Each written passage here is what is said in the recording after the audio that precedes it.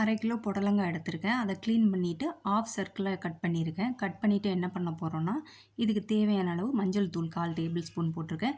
தேவையான அளவு உப்பு போட்டிருக்கேன். போட்டுட்டு இத நல்லா மிக்ஸ் பண்ணி எடுத்து வச்சுக்கலாம்.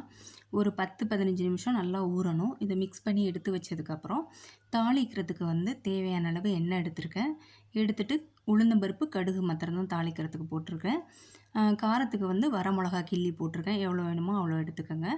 இப்போ வந்து ஒரு பெரிய வெங்காயம் வந்து சின்னதா கட் பண்ணி போட்டிருக்கேன். இப்போ வெங்காயத்துக்கு தேவையான அளவு சால்ட்டு சேர்த்துருக்கேன். சேர்த்துட்டு நல்லா மிக்ஸ் பண்ணிறலாம். இப்போ தேவையான அளவு கருவேப்பிலை போட்டிருக்கேன்.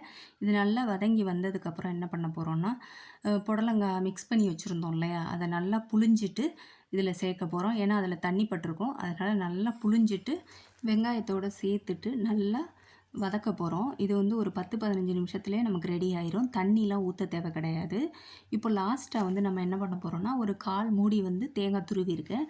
அதையும் இதில லாஸ்ட்டா சேர்த்துட்டோம்னா அவ்வளோதான். நம்மளோட புடலங்காய் துவட்டல் ரெடி ஆயிருச்சு. உங்களுக்கு பிடிச்சிருந்ததுன்னா நீங்களும் ட்ரை பண்ணி பாருங்க. லைக் பண்ணுங்க, ஷேர் பண்ணுங்க, சப்ஸ்கிரைப் பண்ணுங்க.